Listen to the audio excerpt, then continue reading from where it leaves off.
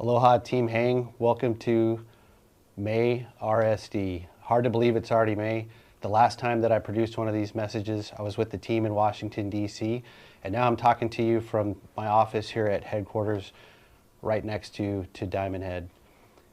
Since that last message, we have been extremely busy. I think we've exercised the full spectrum of National Guard operations.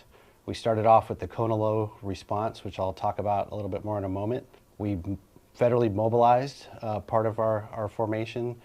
We supported the Artemis II mission with our human spaceflight support mission, and we've conducted multiple state partnership missions supporting the goals of Indo-PACOM and Pacific Air Forces, and I just couldn't be more proud.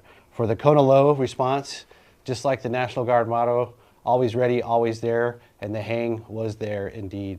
I think at the peak we had 100 people participating in various missions such as high water vehicle rescues, as well as debris clearance, passing out water, just a true team effort. And then from the actual response, we rolled right into recovery, and as it stands right now, we still have 60 airmen that are participating in our recovery response. When we were in DC, we conducted our State of the State, and the big focus there was what we were going to do remissioning wise with our EWSs.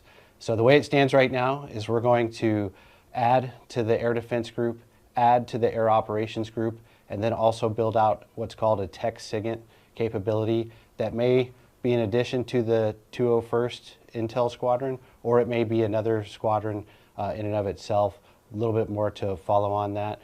But with those three new additions, we are definitely embedded with PACAF and Indo-PACOM, and as our position here in the priority theater, making good headway. March RSD, we also were able to have Major General Pirak, the acting director of the Air National Guard, come and speak to our senior leadership meeting. So all of the squadron commanders, SELs at the squadron level and above were present for his message. And the big takeaway from that was that we need to continue to focus and make sure that we have our wartime footing, that we are 100% physically ready, our skills are ready, our equipment is ready to get out the door if required. And we did just that with the mobilization that I mentioned previously. State partnership-wise, we sent the 4 jets from the 199th Fighter Squadron along with maintainers, about a total number of 100 personnel, to participate in Cope Thunder in the Philippines. And what a great partnership building mission that was, and it really shows Indo-PACOM's focus in the theater, and I'm very appreciative of the members that went on that trip. Still going on is Exercise Balakatan, and specifically the AOG. We have about 26 people over there, and we are strengthening our interoperability between the United States forces and the Philippine Armed Forces, and reinforcing the strong United States and Philippine alliance. Switching gears just a second here, I wanted to talk about the CMP program. CMP stands for Career Motivation Program, and I'm definitely looking at you, all of our commanders out there. I need your help in making this program strong. We still have a high number of outdated, overdue CMPs. It's an important tool focused on professional growth and the future of the Hawaii Air National Guard. These conversations with leadership are an opportunity to discuss your goals, challenges, and career aspirations. Timely completion of your CMP is also required for processing re-enlistment bonuses, so delays can impact your pay. I'm asking all commanders and supervisors to prioritize these engagements as we continue to build stronger careers and a stronger force together. Additionally, depending on where you're at in your career, if you've decided that you might like to try a different AFSC, this is an opportunity to perhaps do that so that we can retain you as a member of the Hawaii National Guard.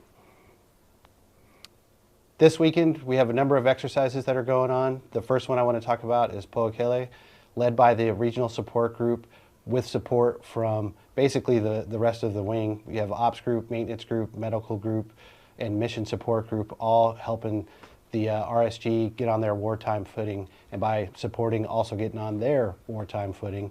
Additionally, we have Makana Pahili. We have a number of airmen participating at the staff level both at the joint staff and at the task force level. And this helps us as a state be prepared for hurricane season, which, by the way, is just around the corner, June through November. So if you at home start with your personal readiness and make sure that you have your hurricane preparedness kit ready to go, so that when we have to respond, if we have to respond, you are ready to do so. The other thing that I've found really interesting since taking over in January is we have promoted a number of our top senior enlisted to the rank of Chief Master Sergeant. So big congratulations to Chief Cadet, Chief Cho, Chief Sarceta, Chief Pangborn, Chief Cao, and Chief Mahuka. Becoming a chief is not just a career milestone, but a recognition of sustained excellence and transitioning into higher levels of leadership and a commitment to mentoring and shaping our next generation of leaders. Speaking of leaders, a number of leadership moves. First of all, we have Lieutenant Colonel Jesse Barber going from the LRS command to PACAF A9. Taking over the LRS is Major Justin Salona. Leaving the 298th Air Defense Group to take over HRO is Colonel Diana Gregory, and the incoming Air Defense Group commander is Lieutenant Colonel Michael O'Donnell, who will also promote to colonel this weekend.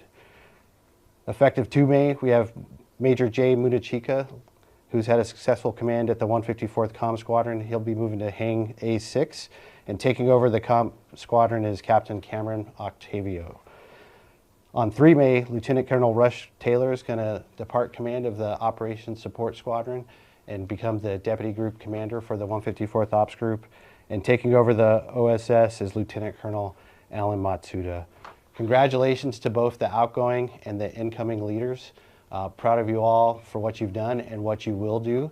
And my message here to everyone would be, whatever level you're at, make sure that you're getting your skill level done, that you are doing the appropriate PME, and be ready for the next opportunity, because you never know when your number will be called.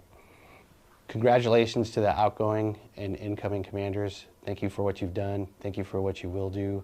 And to the entire force, please continue to be a master of your craft. Make sure that you're doing the PME that's commensurate with your level. Be ready for the next opportunity. You never know when opportunity will become knocking at your door. And then to everybody in the Hawaiʻi National Guard, please continue to take care of your mental, physical, and spiritual health.